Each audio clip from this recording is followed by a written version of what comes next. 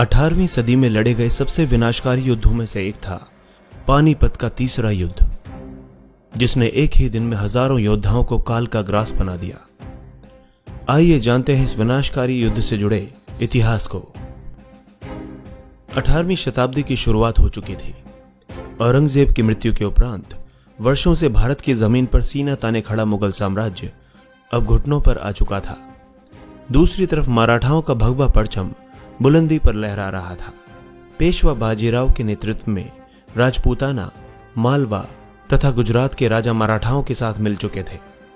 मराठों के लगातार आक्रमणों से मुगल बादशाहों की हालत बद से बदतर हो चुकी थी। उत्तर भारत के अधिकांश इलाके जहां पहले मुगलों का शासन था, अब वहां मराठों का कब्जा हो चुका था।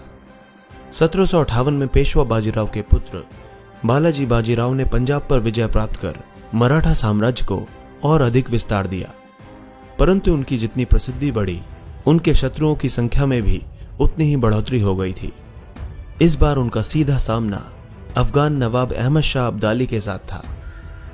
अब्दाली ने 1759 में पश्तून तथा बलोच जनजातियों को मिलाकर एक विशाल सेना का संगठन किया।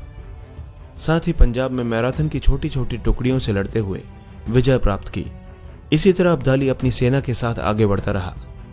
अंततः 14 जनवरी 1761 को पानीपत में अब्दाली के नेतृत्व में अफगान सेना व मराठों के बीच 18वीं सदी का सबसे भयावह युद्ध लड़ा गया। मराठा साम्राज्य का विस्तार। सन 1707 के बाद छत्रपति शिवाजी द्वारा देखा गया संपूर्ण भारत पर मराठा साम्राज्य के आधिपत्य का स्वप्न अब पूर्ण होता प्रतीत हो रहा था। 1758 में मराठाओं ने दिल्ली सहित लाहौर पर भी कब्जा कर लिया था तथा तैमूर शाह दुर्रानी को वहां से खदेड़ दिया। अब मराठा साम्राज्य की हदें उत्तर में सिंधु एवं हिमालय तक तथा दक्षिण में प्रायद्वीप के निकट तक बढ़ गई थी। ये मराठों की सर्वोच्च उपलब्धि थी। उन दिनों मराठा साम्राज्य की कमान पेशवा बाजीराव के पुत्र बालाजी बाजीराव के हाथों में थी। बालाजी ने अपने पुत्र विश्वास राव को मुगल सिंहासन पर बैठाने का मन बना लिया था। अभी तक नाम मात्र के लिए दिल्ली पर मुगलों का शासन था और वे सभी मराठों के विस्तृत होते हुए साम्राज्य को देखकर भयभीत थे। अहमद शाह अब्दाली का भारत आगमन। 1758 में पंजाब पर किए गए हमले के बाद लाहौर पर अपना कब्जा करने के बाद मराठों ने तैमूर शाह दुर्रानी को खदेड़ दिया था। तैमूर शाह अफगानिस्तान के शासक अहमद शाह अब्दाली का पुत्र था। अब्दाली को यह बात नागवार गुजरी और उसने भारत पर हमले का मन बना लिया। सबसे पहले उसने पंजाब की उन जगहों पर हमला किया जहां मराठा फौजें कम संख्या में थीं। इसके बाद वो अपने लश्कर के साथ आगे बढ़ता गया। समय के साथ मुगल शासक दो भागों में बंट गए थे, एक वो जो भारतीय मुस्लिम थे और एक वो जो भारत के बाहर से आकर यहां पर शासन कर रहे थे। मराठा भारतीय मूल के मुसलमानों के पक्ष में थे। अब बाहरी मुसलमान शासक किसी विदेशी सहायता की प्रतीक्षा में थे, जो उन्हें अहमद शाह अब्दाली के रूप में प्राप्त हुई। अहमद शाह ने पंजाब, कश्मीर तथा मुल्तान पर कब्जा जमाने के बाद दिल्ली की राजनीति में भी अपनी दिलचस्पी दिखाई। जिनकी सहायता की वही निकले गद्दार। मराठों द्वारा अहमद शाह अब्दाली के खिलाफ जंग का ऐलान किया जाना इतिहास में एक निर्णायक घटना बन गई। मराठों ने न केवल अब्दाली को पराजित करने की योजना बनाई थी, बल्कि उन्होंने बंगाल जाकर बढ़ती जा रही ब्रिटिश ताकतों को रोकने का भी मन बना लिया था। अगर यह संभव हो पाता तो शायद ब्रिटिश साम्राज्य का अंत उसके उदय से पूर्व ही हो जाता, परंतु अपनी ही कुछ कमियों के कारण मराठा अंदर ही अंदर कमजोर पड़ते जा रहे थे। कहने के लिए कुछ मुगल शासक मराठों के साथ थे, किंतु उनकी वफादारी हमेशा संदेह के घेरे में रही। दूसरी तरफ छत्रपति शिवाजी के समय से मराठों के राजपूतों से बहुत घनिष्ठ संबंध थे, परंतु 1750 के बाद मराठा राजपूतों के आपसी झगड़ों में हस्तक्षेप करने लगे और किसी एक का पक्ष लेने लगे। इस तरह इन्हें दूसरे पक्ष की नाराजगी भी झेलनी पड़ी। उस समय राजा सूरजमल मराठों के कट्टर समर्थक थे, किंतु जब उन्होंने दिल्ली का गवर्नर बनने की इच्छा जाहिर की, तब मराठों ने उन्हें छोड़कर शुजा-उद-दौला को चुना। इस कारण राजा सूरजमल का मराठों से मोह भंग हो गया। शुजा-उद-दौला का पक्ष लेने के मराठों के पास दो कारण थे। पहला ये कि उसके पास 50,000 घुड़सवारों की मजबूत सेना थी और दूसरा ये कि शुजा-उद-दौला शिया मुस्लिम था। वह अफगानी सुन्नियों के पक्ष में कभी भी नहीं जा सकता था। हालांकि मराठों का अनुमान उस समय गलत साबित हुआ जब अब्दाली के इस्लामिक एकता की बात से सहमत होकर शुजाउद्दौला उसके पक्ष में हो गया।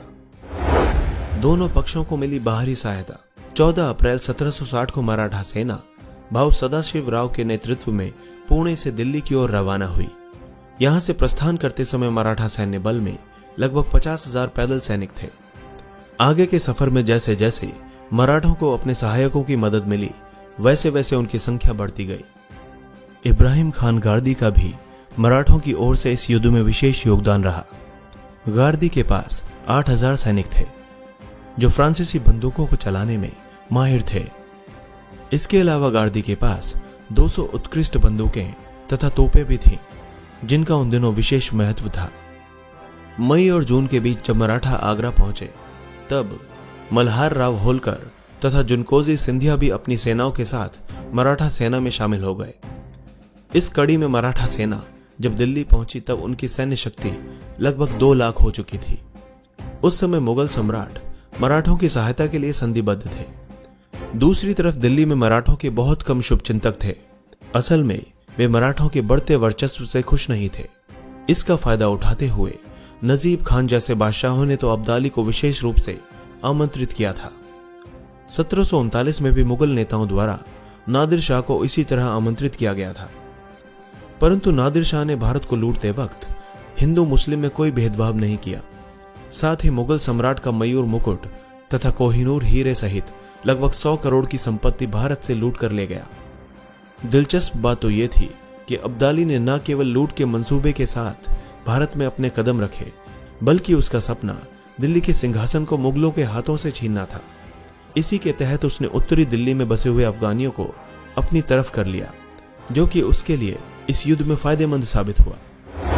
मकर संक्रांति के दिन रण में मृत्यु का तांडव। 14 जनवरी 1761 को मकर संक्रांति के दिन पानीपत के मैदान में दोनों सेनाएं आमने सामने थीं। इब्राहिम गार्दी की विशेष बंदूकों तथा तोपों ने रणभूमि में हाहाकार मचा रखा था। ऐसा प्रतीत हो रहा था कि मराठा आज एक नया इतिहास लिख देंगे, किंतु शाम होते होते युद्ध की स्थिति पूरी तरह से बदल चुकी थी। दोनों पक्षों के करीब 40,000 सैनिक काल के ग्रास बन चुके थे। पेशवा के पुत्र भाव विश्वास राव, जसवंत राव पवार तथा तुकोजी सिंधिया सहित कितने ही योद्धा वीर गति को प्राप्त हो गए। इस युद्ध के विनाश का अनुमान आप इस बात से लगा सकते हैं कि महाराष्ट्र का कोई भी ऐसा परिवार नहीं था जिसका कम से कम एक सगा संबंधी इस युद्ध में मारा न गया हो। मराठों की ओर से मरने वाले केवल सैनिक ही नहीं थे, बल्कि आम नागरिक भी थे जो मराठा सेना के साथ तीर्थ यात्रा के लिए जा रहे थे। मराठों की हार के बाद अब्दाली ने अपनी सेना के साथ इन नागरिकों को मारते हुए आगे बढ़ना शुरू कर दिया। पुरुषों को मार दिया गया तथा महिलाओं एवं बच्चों को गुलाम बना लिया गया। इस कारण जीतते जीतते हार गए मराठा।